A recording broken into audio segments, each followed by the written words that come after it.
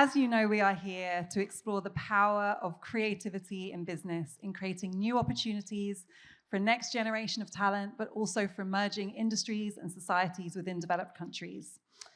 This panel is going to be taking a deep dive into alternative industries and how they are taking the attention of global leaders as an avenue for effective and profitable business, with a particular emphasis on creativity, art, fashion, and culture. It is a huge joy to welcome my panelists for this session.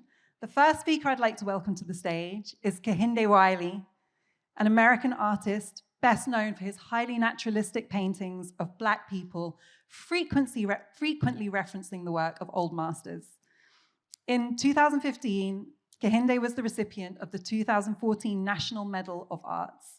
He launched Black Rock Senegal in 2019, a residency program on the African continent for multidisciplinary artists based in the country's capital, Dakar. Please welcome Kehinde.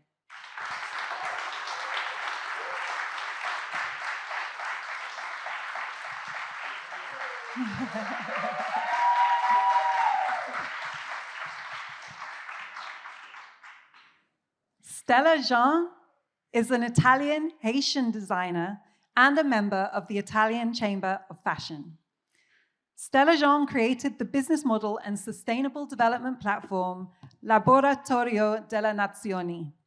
In 2019, she was highlighted by the New York Times as the most convincing of all the new gen designers in Milan. In December 2021, Stella was appointed a United Nations Goodwill Ambassador in recognition of her work with UN Mountain Partnership Women Artisans. Please welcome Stella Jean.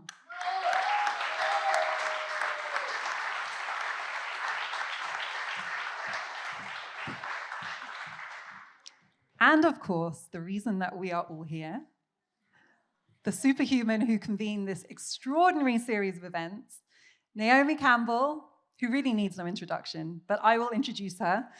She was the first Black model to feature on the cover of British Vogue.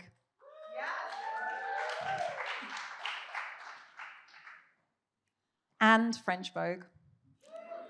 She founded Fashion for Relief, which has organized fundraising fashion shows to benefit victims of natural disasters and terrorist attacks. And in 2019, Naomi was awarded the British Fashion Council's Fashion Icon Award because she is iconic. Please welcome Naomi Campbell.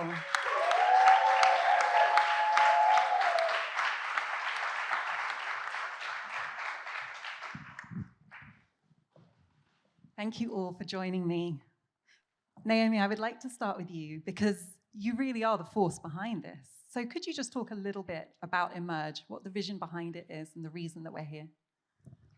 The reason we started Emerge is simply because the young creatives in the emerging markets do not get a chance to be on the platform in all our so-called London, Milan, New York, and Paris. And also, it's a struggle, as a lot of them, we've put Africa first as the priority. It is a struggle as working in an artisan way, they don't have any access to manufacturing, to producing.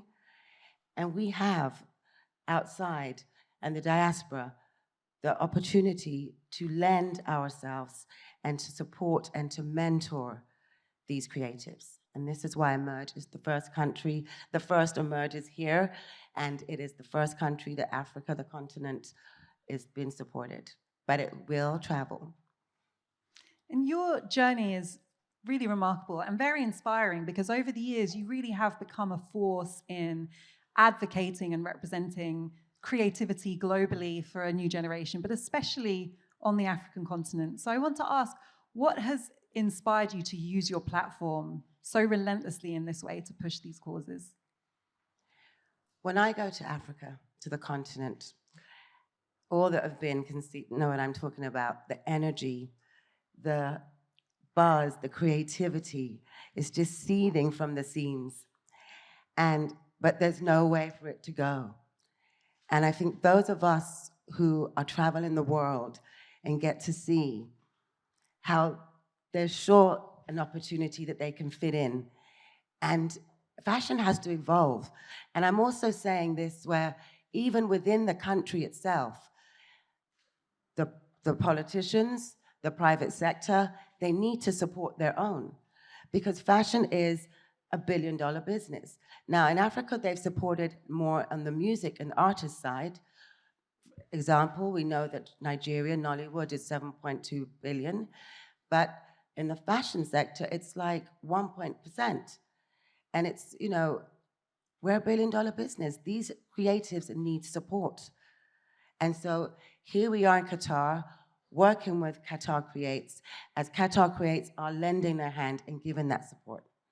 And what are we talking about when we think about the support that's needed? Is it finance? Is it infrastructure? It's both. It's finance, it's infrastructure. It's companies that have the machine that they can go give and loan. We've done it. We've tried this as a test and it worked. We gave out 15 creatives to a big brand and it worked. And now these 15 designers are placed around the world working with different brands and hopefully for themselves. Never ever stop working for yourself, even if you get picked up by a brand. That's the education, but keep that education for yourself. And it feels as if in African countries that entrepreneurialism so naturally exists because there haven't been the opportunities in the formal economy. So you're seeing the raw talent, the ideas, the creatives, but is that also what they do on the artisan side is also learning and teaching people in these brands that have never seen work being done by hand before. So it goes hand in hand. So you're seeing the benefit to global fashion brands? Of course, they definitely benefit too, absolutely. It's like going in tech. You think that Mark Zuckerberg is not going to benefit by putting a line around Africa and getting everyone's data? Of course he benefits. So it's how global fashion brands can tap into that, but in a way that does good and isn't just repeating this history of just taking out. Absolutely. And then you've got what Stella started. I was only aware of that, Edward Enninful and I, last year. Last year, we got to Milan. We had no knowledge that you, Stella, had been doing what you were doing for 5 years previous. And all we ever heard was, we can't find Black designers, we can't find diverse designers, we can't find Moroccan designers. That's all we ever heard. And when Edward and I got there, and we saw what Stella had done, I was just in shock. I've been going to Italy and working, doing the shows in Milan since I was 17 years old, and never had I seen what you did. And I'm so proud and honored to be there. Thank you so much for inviting us. Which brings me to you, Stella, and what you have been doing. So Stella, and my great honor to be here. I'm a huge fan of your work, and because of just the beauty of your designs, but you also do stand apart as one of the very few Black-owned brands to really have become a global sensation in the fashion industry. Tell us about the work that you're doing to pay that forward to a next generation of creatives, especially of African heritage. You know, I'm still am, unfortunately, the first and only Black designer member of the Italian Fashion Council. And 2 years ago, I decided to stop showing on the official schedule. I want to be honest. At the beginning, being the only one makes you feel very special.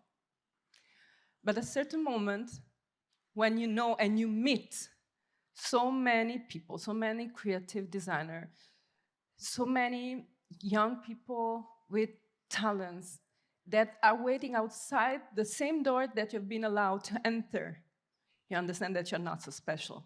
You've been very lucky. So at the same moment, I say to the president of Camera della Moda, I won't show. If I'm the only one, I won't show until all the others are with me on the same catwalk and they have the same.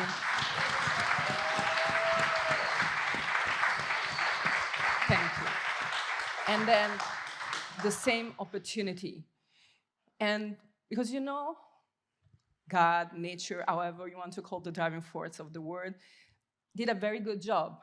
Talent is very well distributed. It's in a very democratic way. possibilities are not. So when, to a small, I'm an independent brand, so I don't have the economic strength of a big brand. So when I made the decision, I knew also with a colleague of mine, Aryeh Bourkoff from Sansovina 6, we knew that we were risking our work. And when your work is your life, you depend from your work, you are almost risking your life. We knew it. At the beginning, in Italy, all the doors were closed. And it's so strange because on the cover, we will show to the world, Italy will show to the world something completely different. Diverse, capsule, diverse cover, Black people, Black imagery, which was inexistent everywhere. So when I knock, I start knocking at every door. No one opened. You know who helped us? First, United States. They immediately came, and then UK. And they say, what is the problem? What happened in Italy? Because nobody was aware about what happening, and that it was so heavy. The situation was really hard. And because people stopped to publish our work, they stopped to invite us, it was a kind of, in Italian we call it omertà. And they decided, they tell, and someone powerful, and unfortunately a woman, say, just close all the door. In a few months, they will stop. These Black Lives Matter things won't list anyway. Thanks God, it listed. Thanks God, United States came and helped us. Journalists, media, from US, from UK, from other countries, from Europe. And they invited us, BBC, Washington Post, New York Times. Only at this moment, they call us after more than 2 years, and they say, maybe we can do something together. And I say, no, now you will completely change the story. Otherwise, we will tell everything, because we are already risked our life, we already risked our job. So now we are here to change the story. And September 23rd, for the first time, during the Milan Fashion Week, we were 15 designers and almost 80 models on the same catwalk for the first time, all together.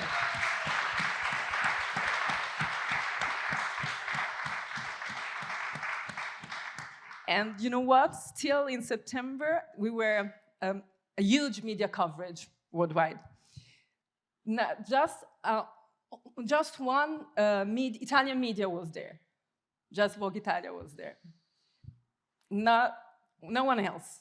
But the word was there. We started, and we are not afraid to continue. I feel like, as a model, after 2020, and even a bit before, I feel like a lot of people were just grabbing, saying, okay, can you do this, Naomi, can you do that? And I was saying to myself, I'm not part of this movement because I haven't changed the way I've been speaking since I was 18 till I'm 52 right now. And I felt like a lot of people want to tick their boxes. I don't want to be part of the ticking of the box.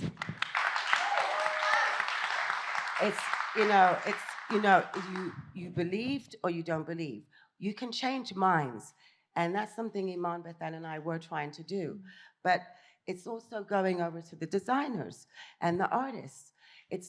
You do it because you want to, because you're qualified to, because we deserve to be, not because it's right to tick the box. So I'm very careful when I accept jobs. If you wanted me, but you never wanted me before.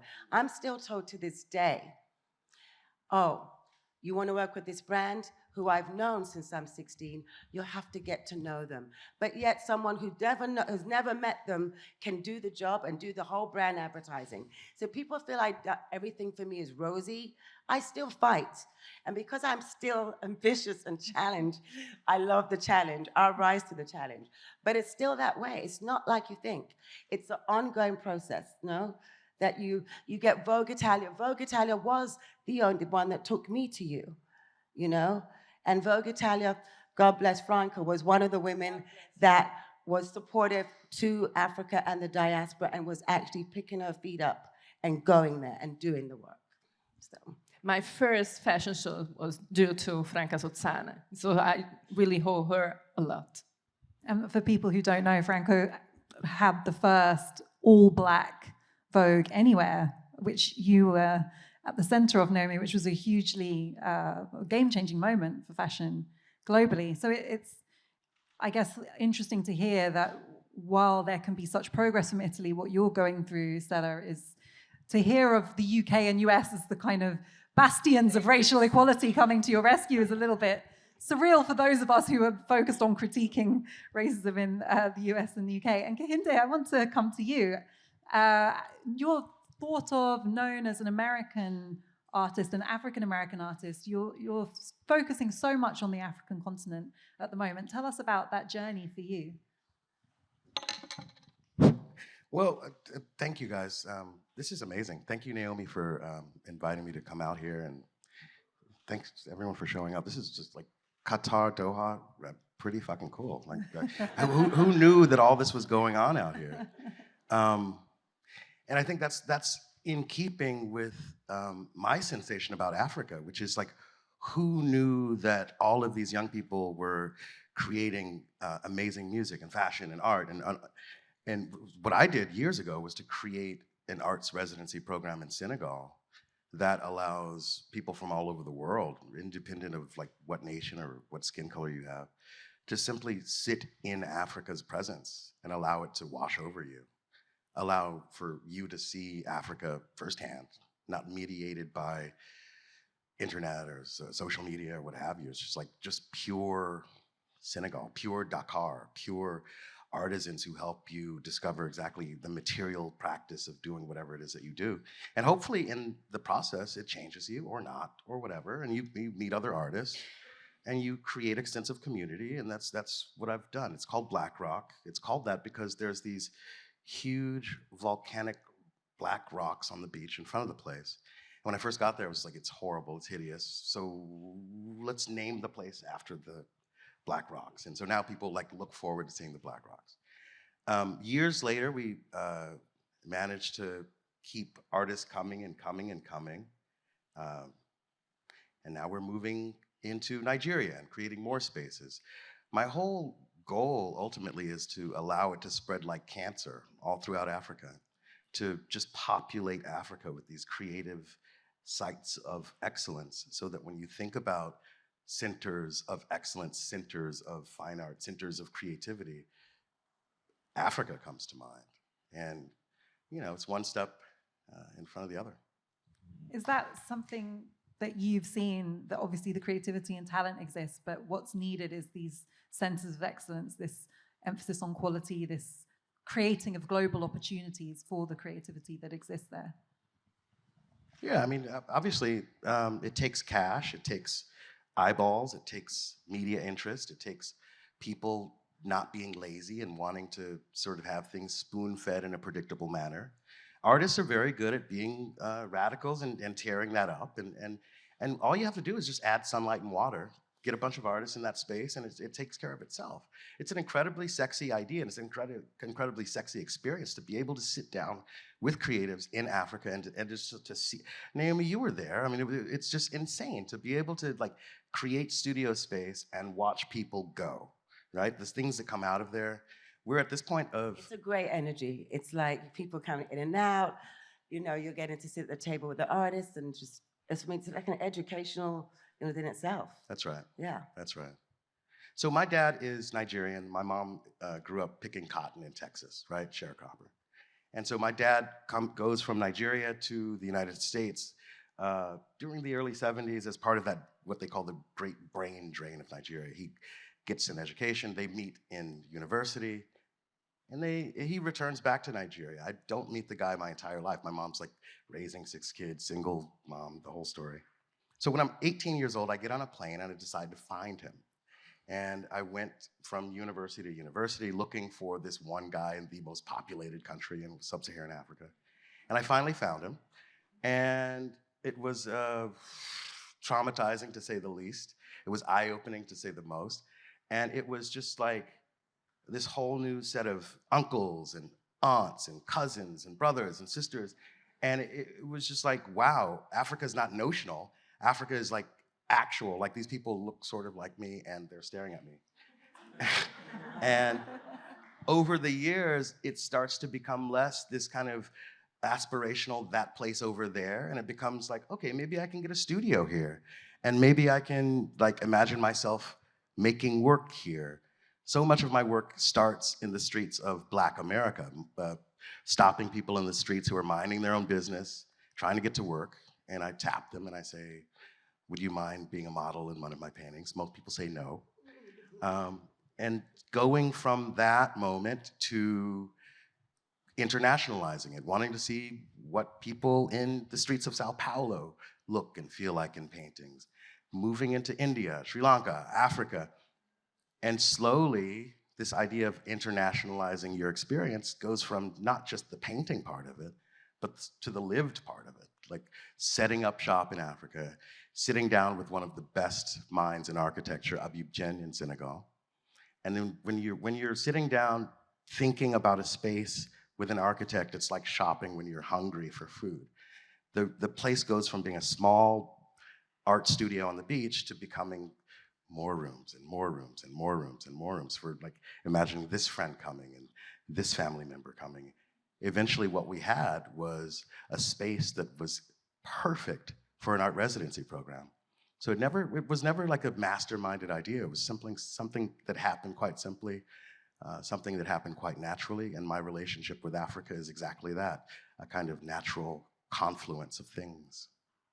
It's really powerful how all of you are talking about taking your personal connection with your African heritage and turning it into a mission, really. And Naomi, I want to come back to you, because as well as your personal passion for this creativity, you've also become an advocate for how important it is for economies to mainstream this emphasis on the creative industries, how important it is for African economies to really center the creative industries as part of their strategies for growth. They need to. And I think, you look at, example, the youth is 18 to 25. They need to understand that they have gold mines within their own land, and they don't take advantage of that. So as well as speaking out, yes, here we are in Qatar, you also have to educate them within, that they also have to take care of their own and understand what a huge business they have.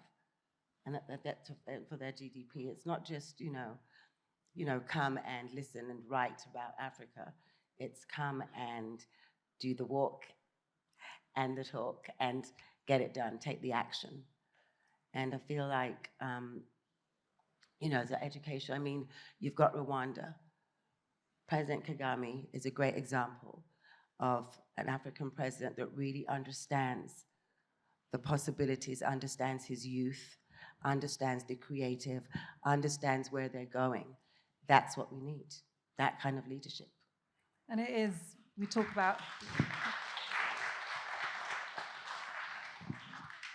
We always talk about the need to educate young people, but it is educating leaders as well, isn't it? Yes, we always need to be educated, no matter what age. Are you seeing those challenges that leaders are still, and not just presidents, but leaders in other sectors? Okay, so when I get to these countries, I always say, I want to meet the president. They look at me like, really? You want to meet the president? You're a model, you want to meet the president? Yeah, I want to meet the president. And then it's like, I go around, I do what I do, and then they come back and they say, yeah, you can have the meeting. And, different countries, different things. Rish, who spoke on the panel earlier, we were in Senegal and in Dakar, they have a need for recycling. So Rish is a good friend of mine, and I was like, Rish, I know you've got this company, you've got this machine, you're working on it. I need that machine. We need to take this to Macky Sall, President Macky Sall. They need recycling. Otherwise you're seeing women do this by hand, where we all are used to machines. And, not only by hands with their children on their backs. and the resilience of an African woman, I cannot tell you. I have so much respect for. And it's, you know, so it's different places that need different things. So Rish and I, our focus is Senegal, and I promised I will show up with that recycling machine, and that's what I'm gonna do. And, you know, I mean, we've got now fashion brands who are taking the big step and going to do a show in Dakar. It's a big deal to have a luxury brand come to Africa. Chanel's doing the first show in Africa. And yeah, I hope now, I've been asking for this for so many other brands for many, many years, but they've taken the first step and they're doing it. Thank you. Stella, one of the ironies I've seen is that when opportunities open up on the African continent, it is often bigger companies and brands that penetrate those markets. As a diasporan, as a Haitian based in Italy, do you feel able to tap into those opportunities for growth? Is that a natural path for you? To me, it comes pretty natural since I'm already the result of an encounter of opposite country. And it's exactly what I've tried to do with my project Laboratorio delle Nazioni. With each season, we travel thanks to the UN office, FAO, in Rome, in a low-income country, and I work with a community of women artisans in very remote area, like Benin, Burkina, Mali. And first of all, what I would like to show is that Africa is much more than a mood board. And second, that each of these women that I've worked with and that I've met can hold a PhD in circular economy. Because if you pay attention, big companies worldwide are spending billions on understanding how to create sustainability or invent sustainability. These women are sustainable since ever because they always had to. They live in very remote area, often no water, no electricity, and they use what they have until the end. So when you're talking about circular economy, sustainable, upcycling, recycling, without having it as a trend or without seeing it as a strategy. So I'm lucky enough to say that I've learned from the best. These women are the best. The one that we should have as ally, that big brands should have as ally in the project of sustainability. They should be the first. And part of these billions spending in this big high-tech project, which are good, absolutely. But this technique, this century-old technique that these women uses are 100% sustainable. And we should learn from them. And if we want to start honestly to be and feel sustainable, we should have them, as I said, at number one, a first ally. Thank you. I love that Africa is not a mood board. Yeah. Absolutely. Great phrase. We always talk about them, but we should talk with them and work with them. It's not a problem to make a collection about Kenya or Mali or all the beautiful references that we abuse of since years. I think we should change this Western side on Africa, which is really romantic, very old, to see it as a safari on the fashion world, no? So we keep picking whatever we want, and like a candy shop, it's not a candy shop, it's a century culture. You should study before. When I go there, I should live with the community, with the village for weeks. And at a certain moment, they have to decide if we can work together. They have to tell me which color you can use, which you cannot, which shape. It's a big culture, it's a huge culture. It's not about aesthetic. Aesthetic is the last part of my work. It's a big study on it. It's a cooperation It's an international corporation, and they decide to open their culture, to open their community. And what is strong and what is huge for us, it's at the end, because when you start to work with them, you come from the fashion world and you have some references. These references are zero to them. So it's a fresh start. And at the end, when you show them that in many magazines, their works, like their painting and embroidery and weaving, the new generation of these villages start to watch on this technique that they've also always considered as something old that their parents or grandparents did, as something cool because it's on the magazine, because it's on TV. So they start to try to work again on this technique that are almost disappearing. So this is the click, this is the thing, this is the power of fashion. When you can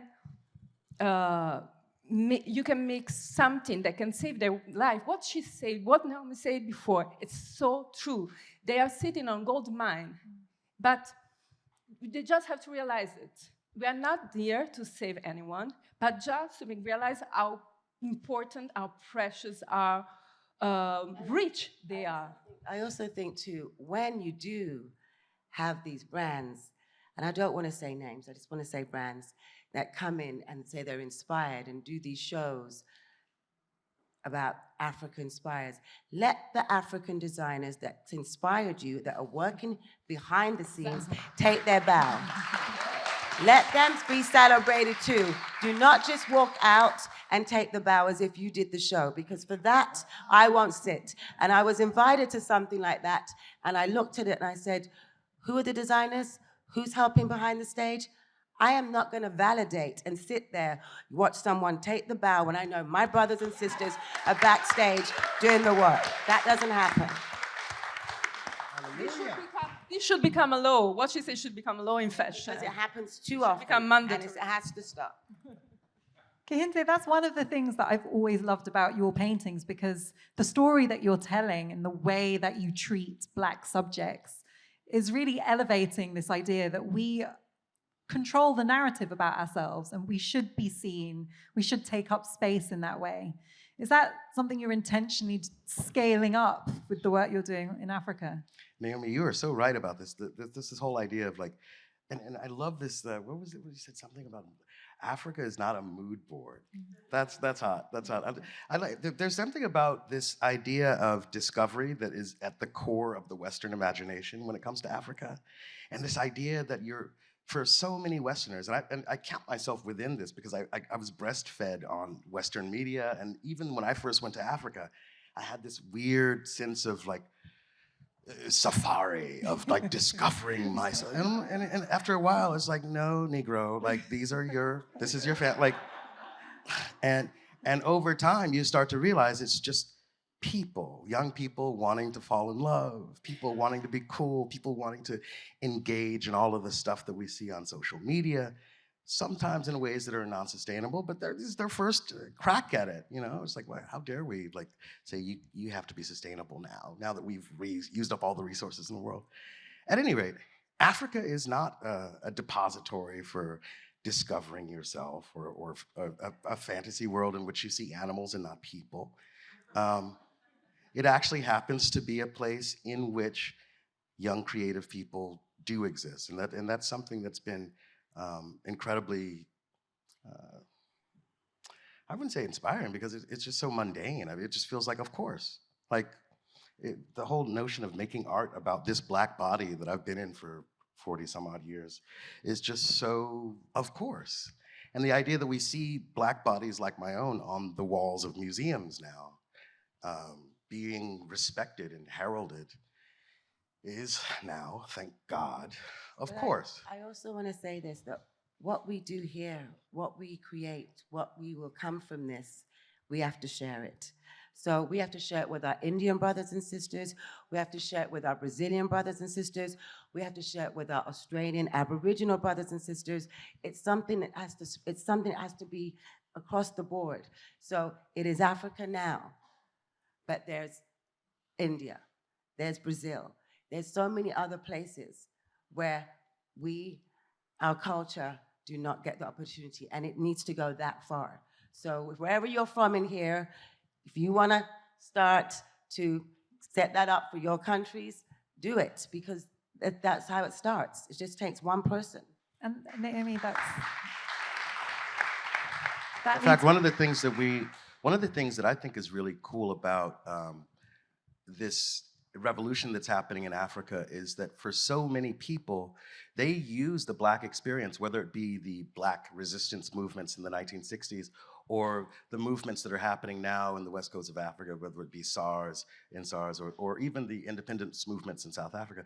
This becomes the rubric through which they discover their own independence. You go to places like Sao Paulo and places like Colombo, Sri Lanka, and you see young people using this exactly, and they're using hip hop, right? The original poetry of resistance that was born in the 1970s in the Bronx.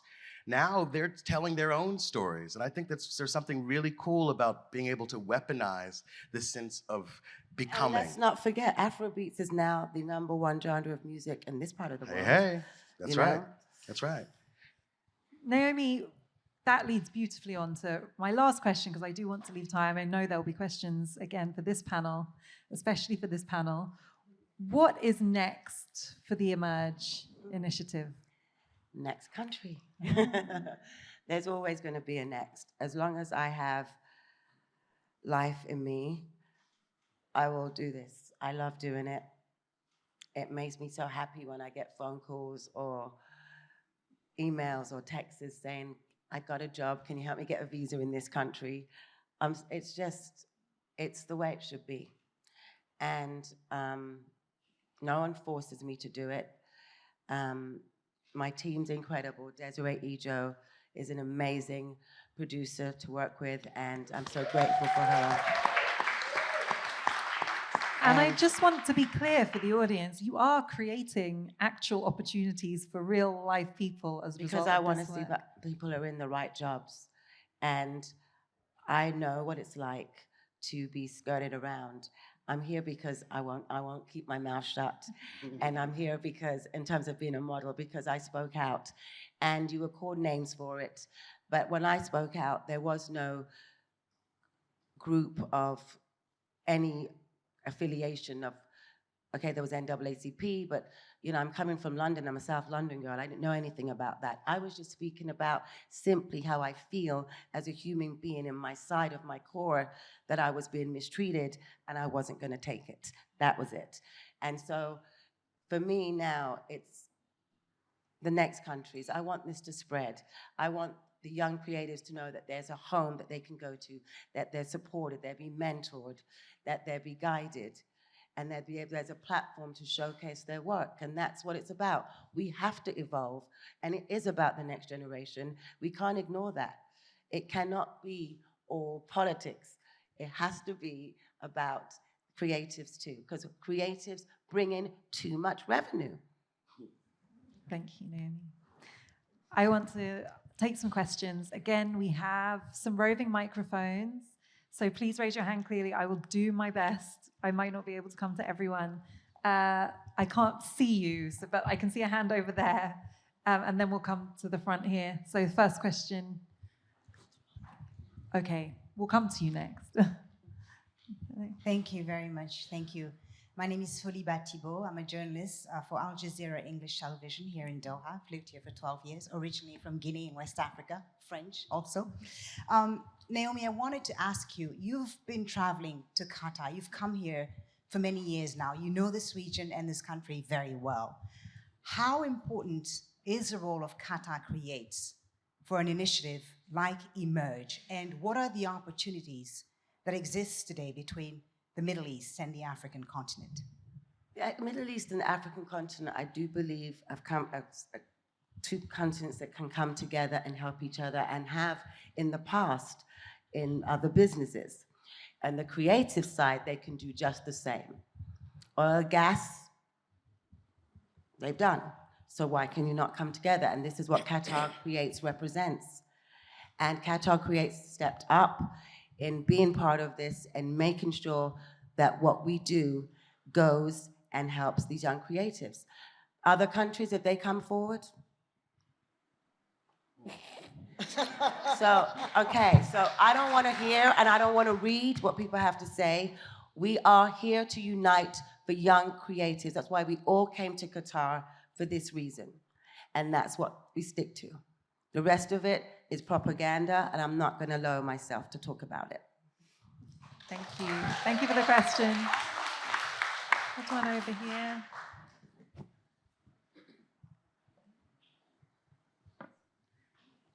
Thank you.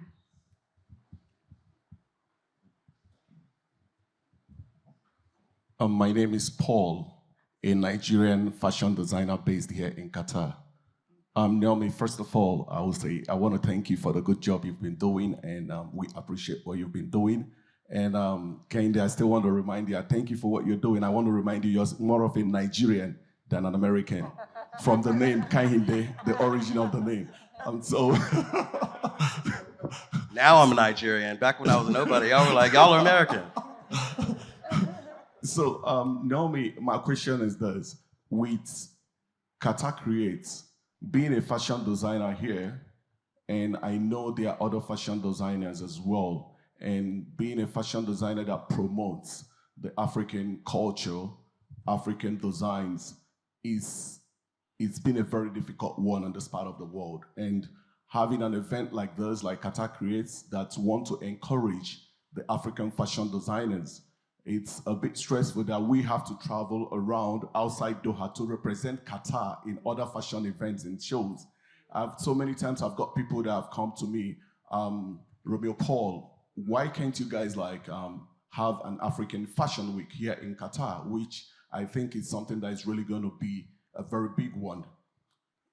Are there plans to have something like to promote, encourage, and identify the talents of African fashion designers or local designers that are based here in Qatar? You mean to have it all the time, to have a proper stable fashion week or fashion event that signifies what you do? There could be. We need to talk about it. There isn't right now, but this is why we're here. We're here to have this conversation. So let's talk about it and see what it is that you're saying you need and see how we can come together, make it work. Okay, thank you very much. That's what it's about. Thank you so much for the question.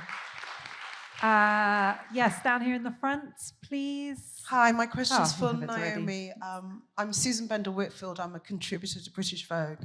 My question is, there are many young talents in Africa, but not many opportunities for these young creatives. How does your initiative emerge, help them, and how will it impact them? I feel no matter what, we're gonna have to come out. They have to come out of Africa. We have to bring them out, and then they can go back. It's like there's a university that I went to, ACU. They have one in South Africa, they have one in Rwanda, they have one in Ghana. It's where they educate the young students in education in all sectors, and then they give them money to go back to their own country and start it. This is almost this type of model that we need to do, where they go out, they take the education, they learn from where they need to learn or wherever we can place them, and then they come back to their countries and they start their business. That's how you start the infrastructure. Thank you. Yes. Okay. I write my question down because I'm nervous. My name is Yesenia Navarro. I'm from Mexico. And it's a pleasure to be here and listen to all your stories. So, Naomi, we know of your commitment to support humanitarian causes in countries in need through fashion. Fashion is born from creativity, and now you go further and support creative fashion designers. You mentioned that this movement has to expand to many other countries. Have you ever thought that with all these people you are supporting, all these young fashion designers and creatives, you are starting a movement? and these designers No. are going to help in I don't support. look at it that way. And I'm someone who I consider myself a citizen of the world. And it's not about a movement. It's not about me. It's about bringing them together to be united in getting what they want and going to their Mexican government and asking your Mexican government, you need to support your creatives. That's what you can do. Do you know what I mean? You can do this. But I don't like to be associated with any movement. I never have. I've never been political, and I won't. I have my personal beliefs, but I keep them personal. More than a movement, I mean like you are influencing them to support, like, to Supporting, create. Yes. absolutely. Supporting, mentoring, guiding, yes, that I will do. Thank Can you. I add, even if not asked, can I add one more thing? I think that you all understand and you all see the huge work that NMoQ is doing here and in many other countries, supporting, mentoring, helping in many ways, 360 degrees.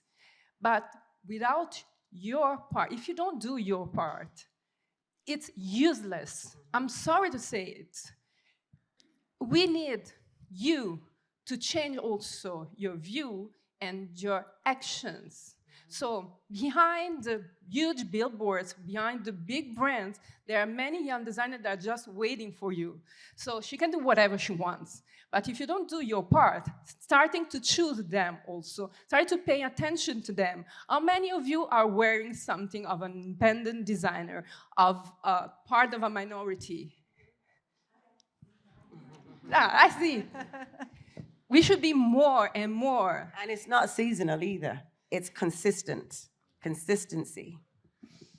So behind logos, also pay attention to the artisanal resistance of this independent designer belonging to underrepresented communities. Yeah, because I agree. I feel like everyone's like, oh, let's go to Lagos Fashion Week, let's go to Arise Fashion Week because they want to see. But then what? What? You've been, you've seen, now you need to do. And it does, just making, okay, you have 12 magazines a year, 12 issues a year of your magazine, online or in print, whichever, and you write about Africa, we've covered it. It's not enough. You're talking about 1.3 billion people. It's not enough.